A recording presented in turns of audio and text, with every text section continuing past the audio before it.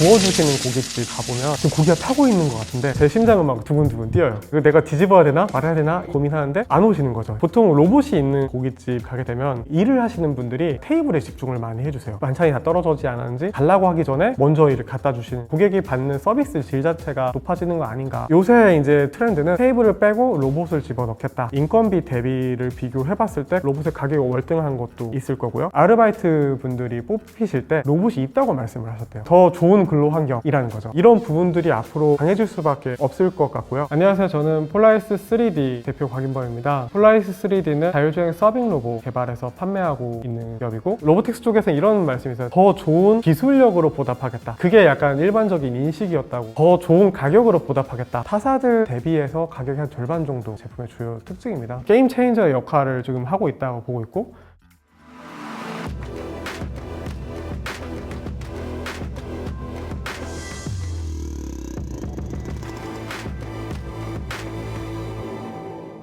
포항공과대학교에서 컴퓨터공학과를 처음에 했었고요. 컴퓨터 비전 석사를 밟았습니다. 이거를 바로 써볼 수 있는 곳을 가보고 싶었어요. 카메라, 보안 시스템에 영상 분석 알고리즘을 적용하는 회사였고요. 카메라에 AI 기술이 적용된 거의 최초가 중국이에요. 감시 카메라라는 게 중국 기업들 대부분의 시장을 점유를 했고요. 화웨이의 자회사 중에 하이실리콘이라는 회사가 있거든요. 거기에 출장을 간 적이 있어요. 어떤 걸 느꼈냐면 중국 사람들이 시장에 접근을 할 때 높은 기술력을 얘기한다기보다는 적정 기술과 적정한 가격으로 시장에 접근한다. 카메라 쪽 같은 경우에는 제가 어찌할 수 없는 이미 방향이 정해진 시장이었다고 저는 생각이 들었고요. 제가 약간 좀 언더독이라고 하나요? 막 몰려오는 쓰나미를 뭐 어떻게든 버티고 그런 쪽 성향이 있어요. 2016년도에 주요 이슈가 뭐였냐면, 카메라 쪽도 그랬지만 드론 쪽도 똑같이 큰 위협이 될 건데 드론 쪽에 자율주행 솔루션을 적용해서 자율주행 드론을 만들어야지. 포항공과대학교에서 같이 연구를 하던 친구들끼리 창업을 하게 됐죠. 3년 정도 자율주행 솔루션이라는 기초 기술들을 개발하는 쪽으로 치중을 했었고, 정신 차리고 보니까 중국 DJI라는 회사가 95% 이상의 시장을 점유했었고요. 드론 시장 자체가 굉장히 빠르게 무너졌죠. 판매할 수 있는 곳이 없더라고요.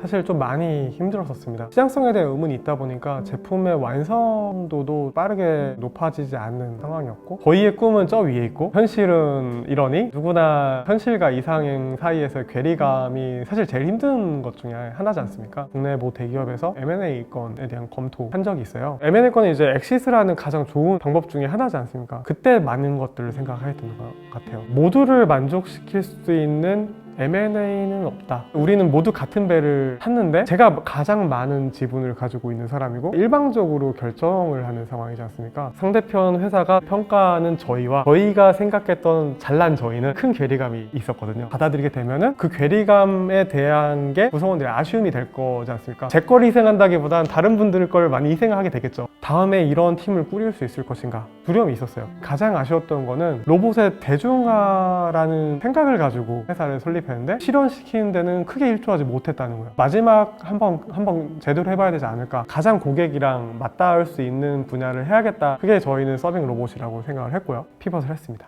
1년 정도의 양산을 앞두고 있는 상황이거든요. 다 안 된다고 하셨어요. 가격 그렇게 싸게 만들지 못할 거야. 대량 생산하는 체제를 갖추기 어려울 거야. 하나하나 증명해 나가고 있고, 실제 매장에서 3개월 넘게 운영되고 있는데. 오랜만에 뵙습니다. 저희 로봇 잘 쓰고 계신지 궁금해서 왔습니다. 너무 잘 쓰고 있고요.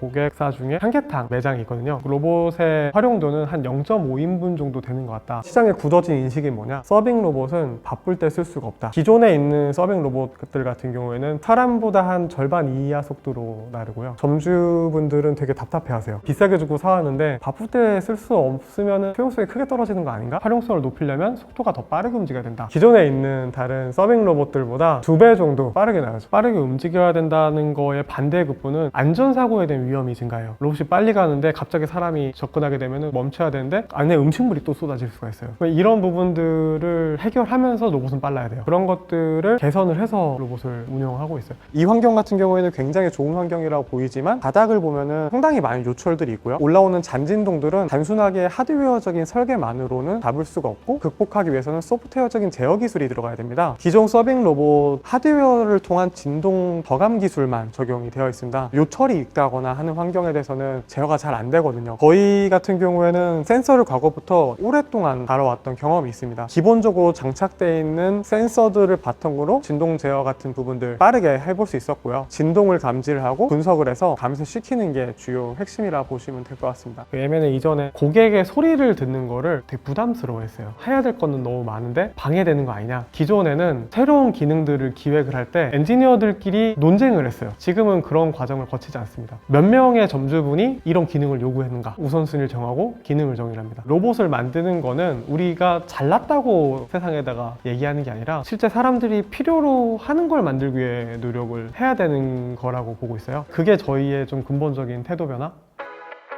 매장에 피크 매출이 있거든요. 테이블 많이 넣으면 넣을수록 피크 매출이 늘어나요. 요새 이제 트렌드는 테이블을 빼고 로봇을 집어넣겠다. 로봇의 가격과 인건비 대비를 비교해 봤을 때 로봇의 가격이 월등한 것도 있을 거고요. 그리고 진짜 불황이 좀 오고 있는, 테이블이 다 채워지지 않을 거다라는 좀 기대도 있으시는 것 같습니다. 최근에 신규 매장에다 로봇을 도입을 검토를 하고 있는데 아르바이트 분들이 뽑히실 때 로봇이 있다고 말씀을 하셨대요. 더 좋은 근로 환경이라는 거죠. 이런 부분들이 앞으로 강해질 수밖에 없을 것 같고요. 시장이 계속적으로 더 크게 열리게 될 거다.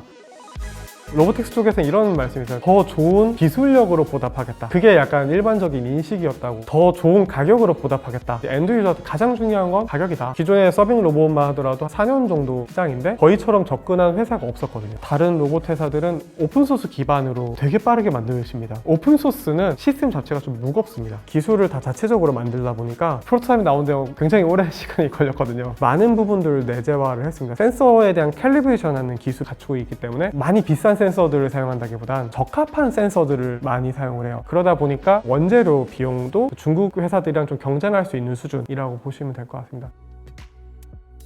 포스코 같은 회사를 하나 만들고 싶어요. 고등학교 때 굳이 포항공대 썼거든요. 포스코 우리나라의 성장을 이끌어왔던 동력 중에 하나였다. 노방이 좀 있었습니다. 저희 회사가 5년째 포항에 본사를 두고 있고요. 포항에 본사를 둠으로써 한계가 좀 있어요. 영업적이라던가 투자 관점에서도 상당히 크게 디메리트가 있고요. 그럼에도 불구하고 서울로 이제 회사를 옮기는 거는 너무 근시안적 시각이라고 보고 있어요. 냉정하게 얘기했을 때 한국 인구가 줄고 있어요. 수도권 지역에 과밀화가 일어나는 건 너무 당연한 거고, 더 넓은 부지를 확보하려면 사실 지방에 있어야 되는 게 맞는 거고, 조건이 다 갖춰졌어요. 바다에 인접한 항구도 있고 공항도 있고, 테슬라가 실리콘밸리가 아니고 텍사스 쪽에다가 기가팩토리를 짓잖아요. 포항에다가 기가팩토리를 짓고 싶다 라는 게 저의 꿈이라고 보면 될 것 같습니다.